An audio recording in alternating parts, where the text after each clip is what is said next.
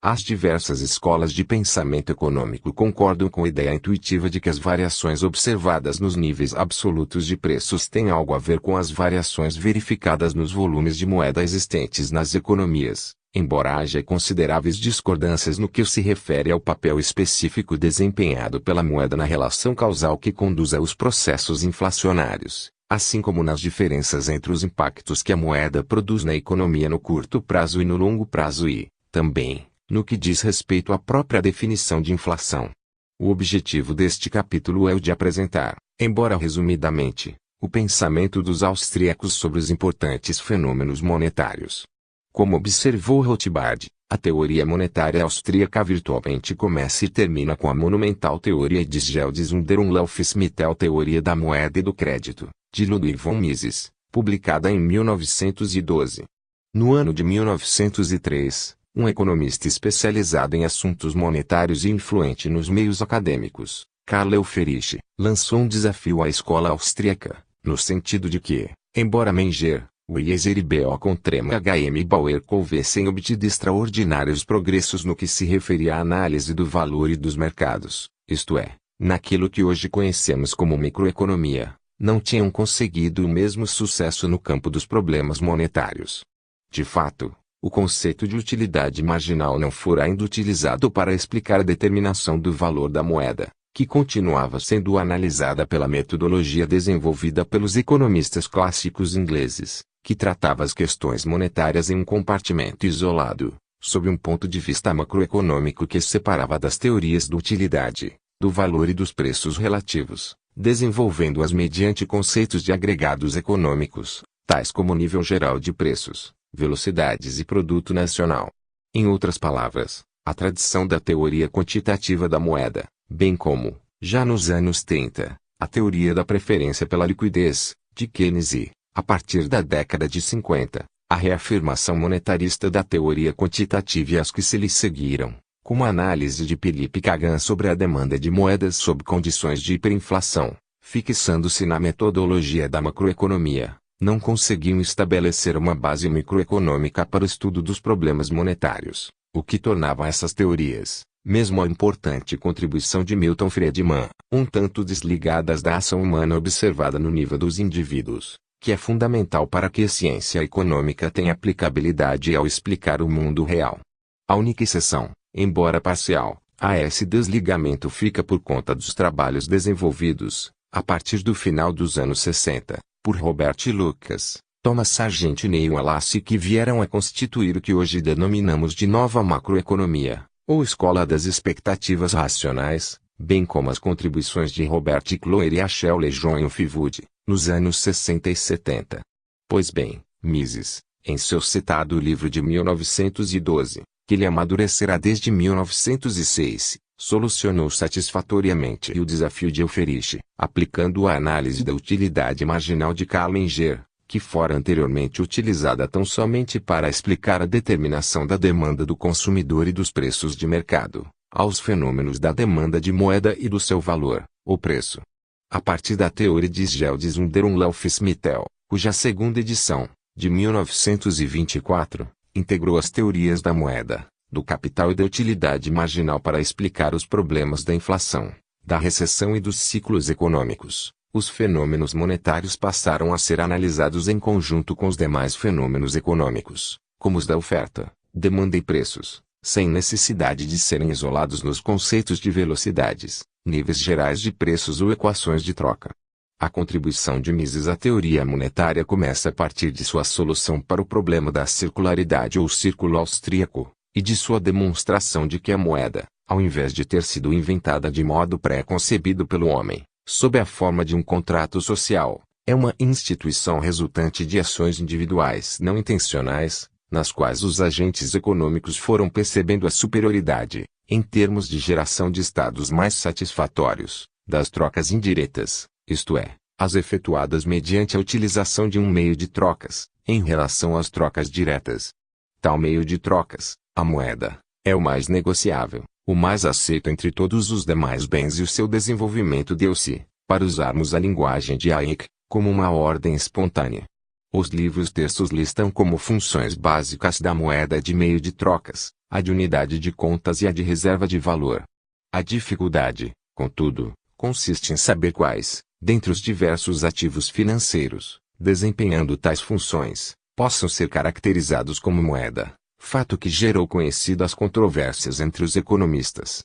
Sob o ponto de vista da teoria monetária moderna, entretanto, o que se requer, mais do que uma simples e universal definição de moeda, é a solidez de uma teoria que consiga explicar os fenômenos monetários.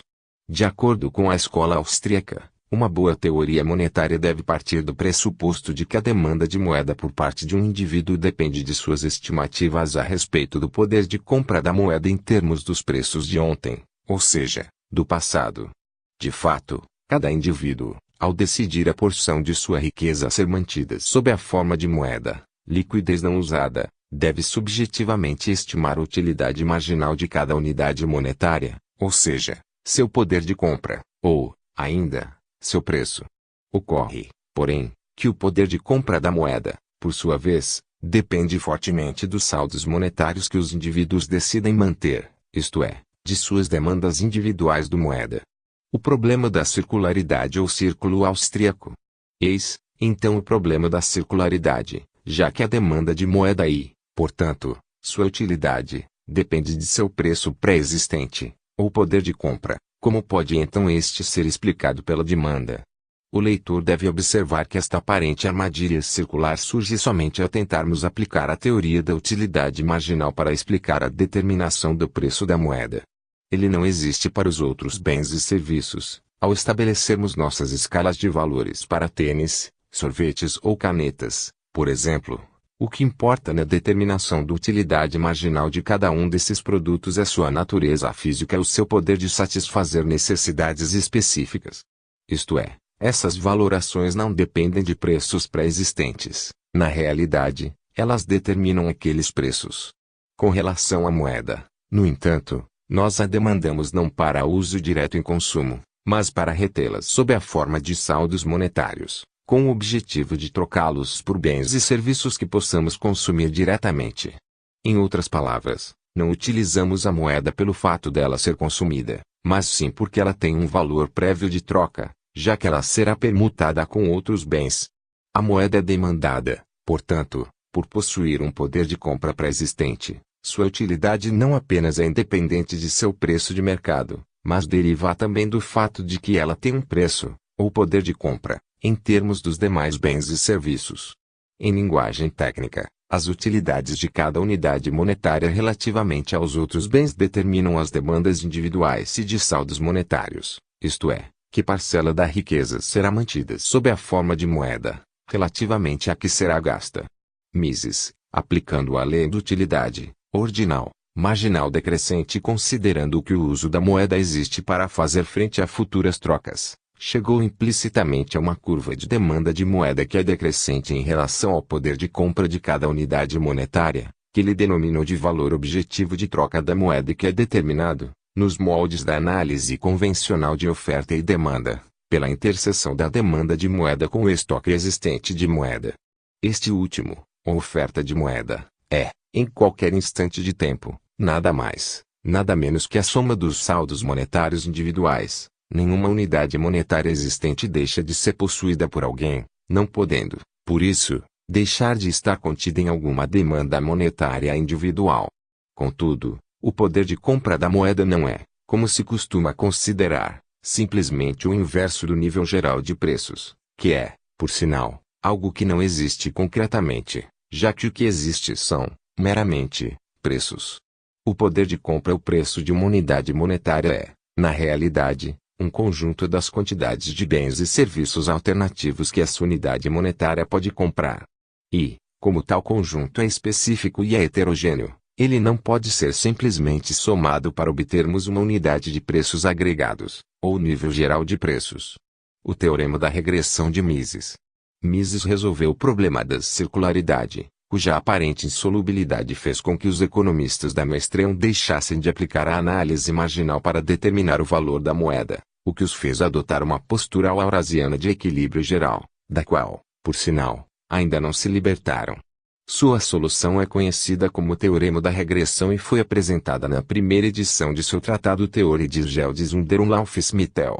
Este teorema, apesar de ser uma das importantes contribuições que Mises legou à ciência econômica, é também, infelizmente, um dos menos conhecidos, fato que gerou muitos erros.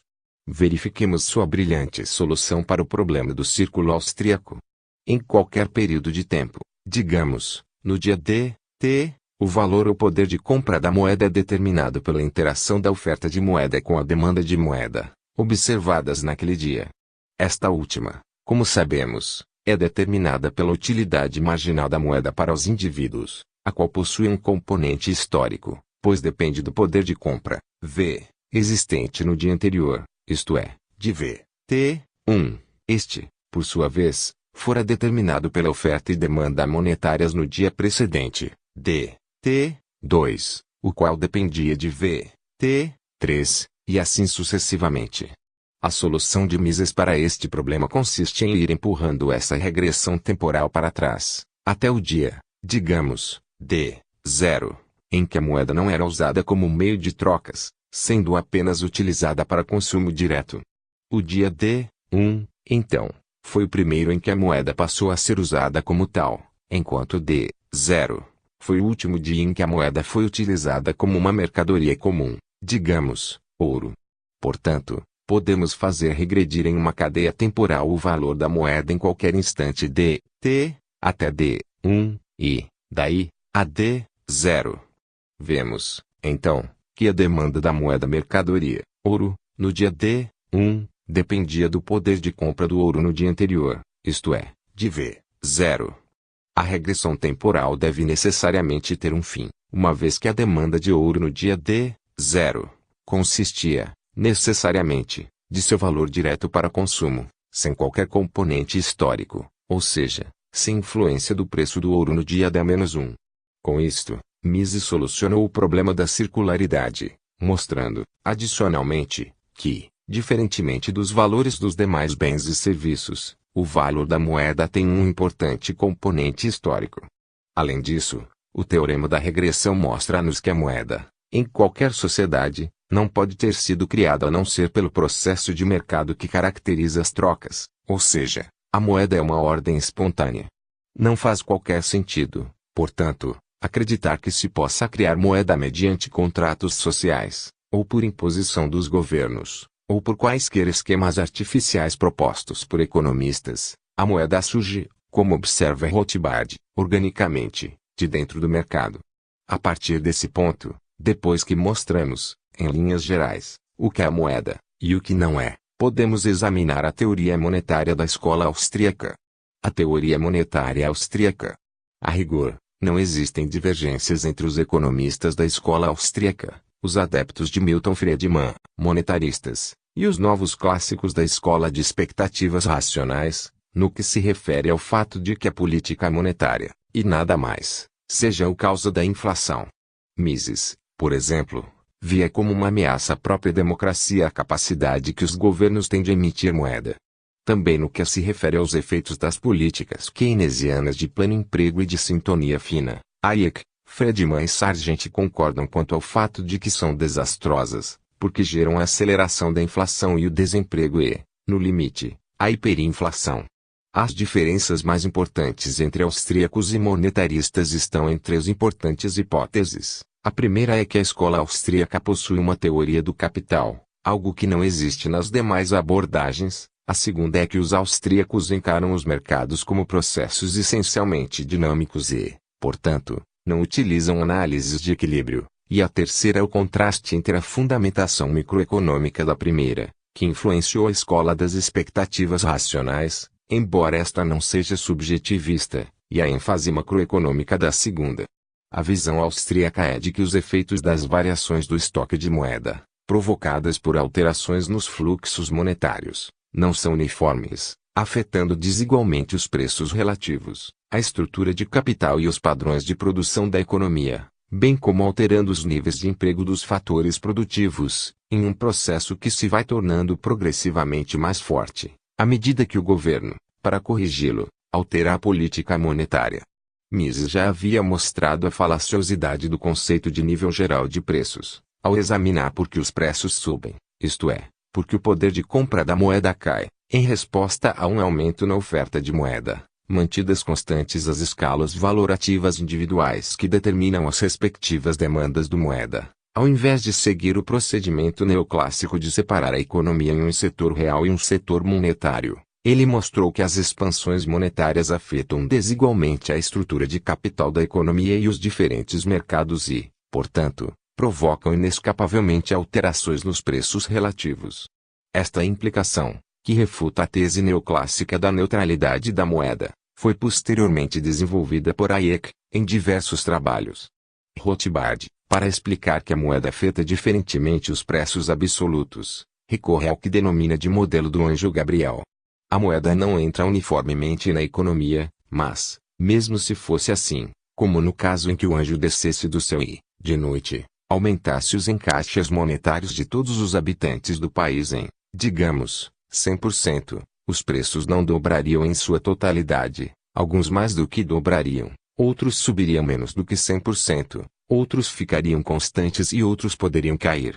Isto ocorre porque cada indivíduo tem uma escala de valores própria, uma ordenação característica de preferências, que contém as utilidades marginais das unidades monetárias relativamente às utilidades marginais dos demais bens. À medida que os saldos monetários dos diferentes indivíduos aumentam, suas compras de bens e serviços mudarão de acordo com as novas posições desses bens e serviços relativamente à moeda, em suas diferentes escalas de valores. A estrutura da demanda, bem como os preços relativos e as rendas relativas sofrerão alterações e, portanto, a composição do conjunto que constitui o poder de compra da moeda, por conseguinte, também será alterada. Ora, se isto ocorreria em uma situação tão simples quanto improvável, como a descrita pelo modelo do anjo Gabriel, é evidente que ocorre com muito maior intensidade por ocasião das expansões monetárias que se verificam no mundo real. Quando o Banco Central ou os bancos comerciais expandem a moeda e o crédito, o dinheiro novo assim criado é gasto, inicialmente, em bens e serviços específicos. As demandas por esses produtos sobem em relação às demandas dos demais, o que aumenta seus preços relativamente aos demais preços. À medida que o dinheiro novo espalha-se pela economia, outras demandas aumentam e, portanto, outros preços também aumentam. A riqueza e a renda se redistribuem, em favor daqueles que receberam a moeda nova no início do processo e em detrimento dos que só passaram a recebê-la nos estágios posteriores. Ocorrem, portanto, duas modalidades de alterações de preços relativos. A primeira é esta redistribuição de rendas dos últimos para os primeiros receptores do dinheiro novo, que ocorre durante o processo inflacionário, e a segunda são as mudanças permanentes na riqueza e na renda que continuam a se verificar mesmo depois que a moeda nova já se tenha espalhado por toda a economia. Já em 1912 Mises chamara a atenção para o fato, que fora observado por Davi Ricardo 100 anos antes, de que aumentos na oferta de moeda não geram benefícios para a sociedade, basicamente porque eles não alteram os serviços de troca que a moeda proporciona, apenas diluem o poder de compra de cada unidade monetária. Portanto, não existe nenhuma necessidade social que justifique o crescimento da oferta monetária, nem mesmo se a produção ou a população aumentarem. Simplesmente, as pessoas poderão manter uma proporção maior de saldos monetários reais, em termos de poder de compra, para uma dada oferta de moeda, gastando menos, o que fará subir o poder de compra de seus saldos monetários. Conforme Mises escreveu no capítulo 17 de Ação Humana, em 1948, a quantidade de moeda disponível em toda a economia é sempre suficiente para assegurar a todos tudo o que a moeda faz e pode fazer.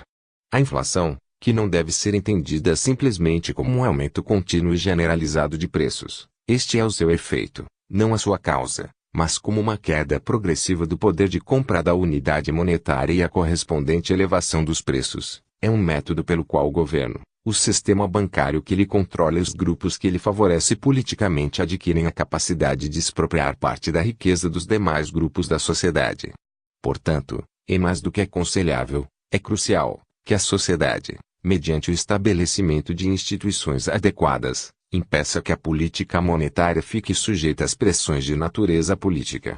Existem 3 mecanismos institucionais voltados para esse fim.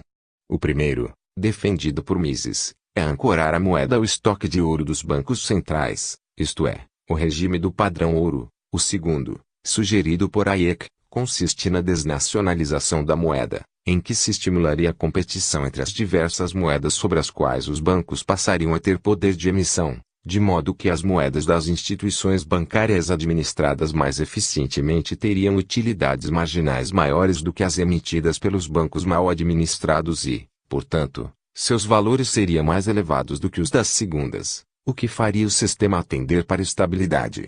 Por fim, o terceiro mecanismo, que, embora não tenha sido proposto por economistas austríacos, tende a isolar a política monetária das pressões políticas, e a independência ou a autonomia do Banco Central, que equivale a separar a política monetária da política fiscal. O grande desafio, a ser prontamente enfrentado, como frisou Hayek, é proteger permanentemente a moeda contra os falsos remédios receitados por muitos economistas, que podem surtir efeitos paliativos no curto prazo, o que sustenta a sua popularidade e os leva a crer que possuem a chave da salvação. No Brasil e no mundo há milhares desses economistas, cujas teses, obviamente, quase sempre soam em harmonia com os interesses políticos de diversos grupos, mas que têm o efeito de, no longo prazo, abalar aquela que deve ser a instituição mais bem guardada dentre todas as outras, a moeda, cuja estabilidade deve ser o começo de qualquer conversa a respeito do crescimento sustentado. Inflação, recessão, estagflação e ciclos econômicos. Para compreendermos melhor a visão da escola austríaca com relação aos problemas da inflação, da recessão, da estagflação e dos ciclos econômicos, podemos preliminarmente contrastá-la com as posições dos keynesianos e dos monetaristas.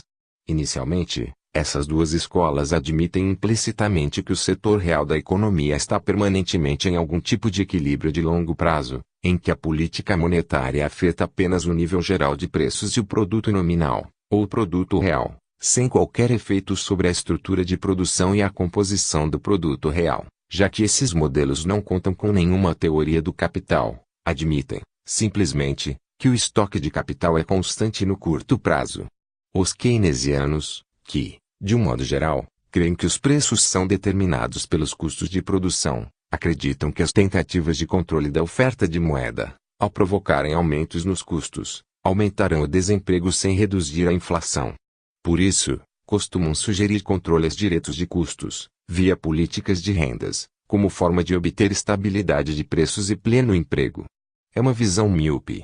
Para os monetaristas, a inflação é resultado das discrepâncias entre a oferta de moeda, historicamente instável, e a demanda de moeda, considerada estável, isto é, previsível, o que os leva a recomendar como única terapia anti-inflacionária correta o controle sobre a oferta de moeda, que deve crescer a uma taxa fixa.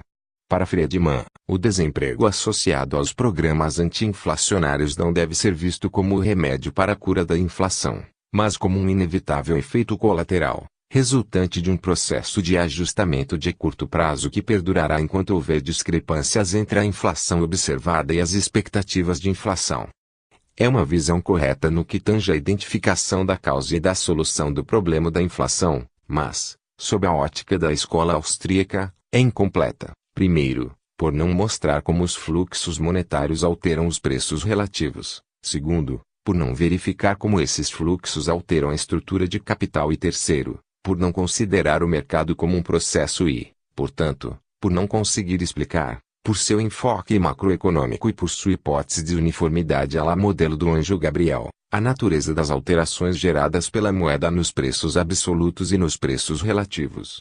A teoria austríaca, resumida a seguir, mediante a integração das teorias da moeda, do capital, do processo de mercado e dos ciclos econômicos e calcada epistemologicamente na praxeologia e no individualismo metodológico, consegue sanar estas deficiências do enfoque mais convencional. A política monetária não é neutra, ela não afeta todos os preços de maneira uniforme e, portanto, altera os preços relativos e, assim, a estrutura temporal de produção.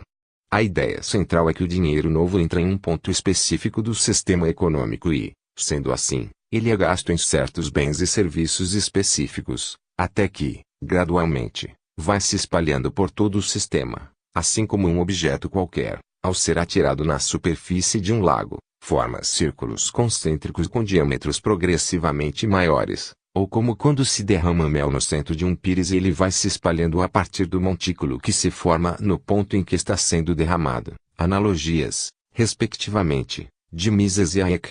Por isso, alguns gastos e preços mudam antes e outros mudam depois e, enquanto a mudança monetária, digamos, uma expansão do crédito, for mantida, sua irradiação para gastos e preços persiste em movimento. Assim, as alterações provocadas nos preços relativos produzem mudanças na alocação de recursos.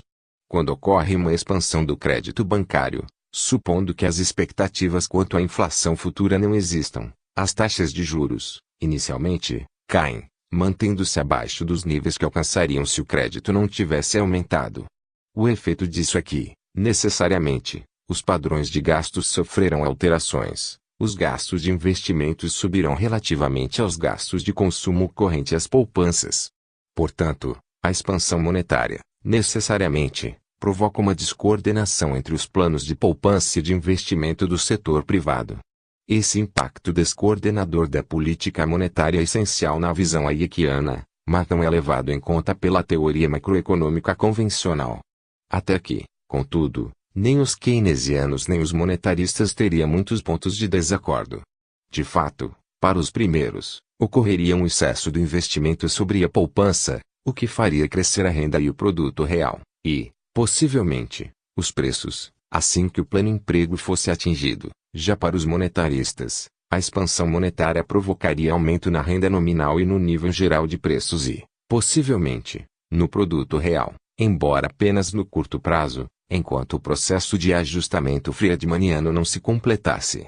Hayek, porém, vai mais longe. Ele estabelece em pormenores as alterações que a expansão creditícia provoca nos padrões de gastos e de produção. Na abordagem hayekiana, a produção é vista como uma série de estágios, que começam na produção de bens exclusivamente de consumo final, ou de primeira ordem, e vão até estágios de ordens mais elevadas, isto é, sistemática e sucessivamente afastados da produção de bens de consumo. Isto significa que a produção consiste em uma série de processos interligados, em que bens de capital, caracterizados pela heterogeneidade, são combinados em diversas proporções, juntamente com a terra e o trabalho. Esta é, como sabemos, a essência da teoria do capital de B.O. Contrema H.M. Bauek. Tanto os bens de capital como o trabalho, e, de certa forma, a terra, são específicos a determinados estágios de produção e possuem as características de heterogeneidade e complementaridade. Adicionalmente, os investimentos devem realizar-se em uma estrutura de produção integrada, isto é, em uma série dependente e interligada de investimentos complementares. Ora, a política monetária, ao alterar os preços relativos, modifica os sinais emitidos pelos preços. No caso de uma expansão monetária, estes sinais apontam para a redução dos lucros das empresas que produzem para consumo corrente e para o aumento dos lucros da produção de bens para consumo futuro. Alteram-se, portanto, as taxas de retorno sobre as várias combinações de capital. Os retornos nos estágios de produção mais próximos do consumo caem, enquanto crescem os retornos nos estágios de produção mais afastados do consumo. Recursos não específicos deslocam-se dos primeiros para os segundos. A produção de bens de consumo vai diminuindo, ao mesmo tempo em que os padrões de produção de bens de capital vão sofrendo alterações, passando-se a produzir bens que se adaptem a estruturas de produção que abarquem mais estágios do que anteriormente. Para que esses investimentos se completem até o estágio dos bens de consumo final, deverão ser subtraídos mais recursos do consumo, o que significa que a produção de bens de ordens mais baixas deverá manter-se em queda, até que a nova estrutura de produção se complete. O processo descrito é autorreversível, na medida em que as rendas dos titulares dos fatores de produção aumentam, em decorrência da expansão monetária, cresce a demanda por bens de consumo, o que faz com que os preços desses bens, relativamente aos preços dos bens mais afastados do consumo, aumentem. Reverte-se, desta forma, o processo, caem os retornos nos estágios mais afastados do consumo final, enquanto sobem os retornos nos estágios mais próximos do consumo final. Recursos não específicos fazem o caminho de volta. Os bens de capital, que haviam sido dimensionados para a estrutura de produção anterior, têm agora que ser redimensionados para uma estrutura menos intensiva em capital. Surgirão perdas e desemprego, que serão mais fortes nos setores que anteriormente haviam se expandido mais e que, agora, defrontam-se com superproduções. As perdas e o desemprego gerados nada mais são do que contrapartida das alocações perversas de recursos geradas pela expansão monetária. Ou seja, expansão monetária e recessão são inseparáveis. Como escreveu Hayek, o excesso de comida não tem como não provocar indigestão. As tentativas de fazer a estrutura de produção voltar à situação anterior, mediante novas expansões monetárias nos mesmos pontos em que elas inicialmente ocorreram, apenas terão o efeito de perpetuar a descoordenação que se inoculou na estrutura de capital, o que fará com que cada vez mais inflação e mais desemprego sejam gerados para manter-se o artificialismo desejado. Eis aí a origem dos ciclos econômicos, segundo os austríacos. Mesmo sob a vigência da famosa X-Rule friedmaniana, isto é, com a oferta monetária crescendo a uma taxa constante, permanecerão os sintomas recessivos impostos pela realocação corretiva de recursos. Isto se explica pelo fato de que a ação conjunta das expectativas de inflação, que surgem com a manutenção da expansão monetária, e a escassez real, provocada pelas más informações que o sistema de preços passa a transmitir, fará com que as margens de lucros que haviam aumentado pelo estímulo da inflação passem a cair. As tentativas de manutenção da inflação costumam ser incentivadas pelas pressões políticas, geradas pelo fato de que, via de regra, as rendas dos fatores não específicos são fortemente afetadas pelas variações nas demandas por seus serviços. A reflação, isto é, a aceleração da expansão monetária, provocará, então, desajustamentos adicionais, dados os contínuos e crescentes aumentos de preços e as quedas de salários reais. Surgem normalmente pressões para que os preços sejam controlados. Os controles sobre os preços dos bens de consumo exacerbam a situação desconfortável que o próprio governo criou, uma vez que seu efeito será o de intensificar a escassez de bens de consumo e, portanto, o de perpetuar as pressões realocativas. A estagflação provocada pelas más alocações geradas pelas políticas monetárias anticíclicas mostra que essas políticas, na realidade, são procíclicas. Enquanto a expansão monetária persistir, continuarão a ser realizados maus investimentos, até a estrutura de capital ficar grimpada. Se o governo estancar a expansão monetária, ocorrerá rapidamente uma recessão que, embora possa ser forte, cessará, tão logo o reajustamento da estrutura de produção se complete e as trajetórias de produção e emprego se restabeleçam em moldes sustentáveis. Terminarão, então, as perturbações alocativas e a inflação. Se o governo, contudo, permanecer emitindo, a recessão e a inflação crescerão progressivamente. Por fim, se o governo, para combater a recessão, resolver acelerar a expansão monetária, o que ocorrerá se ele ceder às pressões no sentido de reduzir as taxas de juros, o resultado, líquido e certo, no final do processo, será uma hiperinflação. A indexação de preços, que foi largamente utilizada no Brasil até antes da implementação do Plano Real, além de não ser neutra em relação aos efeitos alocativos da inflação, ao representar mais uma pressão artificial sobre os preços relativos, agravava o problema. Na realidade, ela não podia fazer mais do que cobrir variações de preços que já haviam ocorrido no passado, em decorrência da expansão monetária. Nunca é tarde, contudo, para aprender. Os economistas passaram quase todo o século XX e a primeira década do atual encantados com a pseudo-panaceia keynesiana e com a venenosa serpente marxista. Mas Mises, desde 1912, apontou-nos o caminho correto para a estabilidade de preços. Hayek, dos anos 20 até sua morte, em março de 1992, aplainou aquele caminho. Ambos foram, por isso, perseguidos e negligenciados. A tarefa dos austríacos de hoje é resgatar suas ideias, procurar aperfeiçoá-las e contribuir para que sejam adotadas pelos governos. É uma tarefa difícil, muito difícil, como os remédios adotados pelos governos em todo o mundo em reação à crise de setembro de 2008 estão aí para testar, mas devemos esperar que os economistas e os governos, de tanto errarem, venham exercer sua condição de seres racionais e, portanto, aprendam. Conclusões. Esperamos que o que foi exposto tenha contribuído para ajudar o leitor a compreender que, conceitualmente, não existe uma teoria monetária austríaca, no sentido puro, mas uma teoria mais ampla, que integra as teorias da moeda, do capital, do processo de mercado e dos ciclos econômicos. No mundo real, não há um setor monetário e um setor real. Não existe um bem chamado PIB que se possa comprar em padarias ou lanchonetes. Não há tampouco algo como um nível geral de preços. Não existe uma taxa de juros e muito menos o estoque de capital é constante. Ou, como disse certa vez um aluno, referindo-se à notação dos modelos macroeconômicos, que denominam de Q o estoque de capital de curto prazo, considerado constante, não existe um casão que fique parado o tempo inteiro. Se Keynes conhecesse a teoria austríaca do capital, provavelmente não teria escrito a teoria geral e Friedman não tentaria ter corrigido a teoria geral. E o mundo seria melhor sem a teoria geral.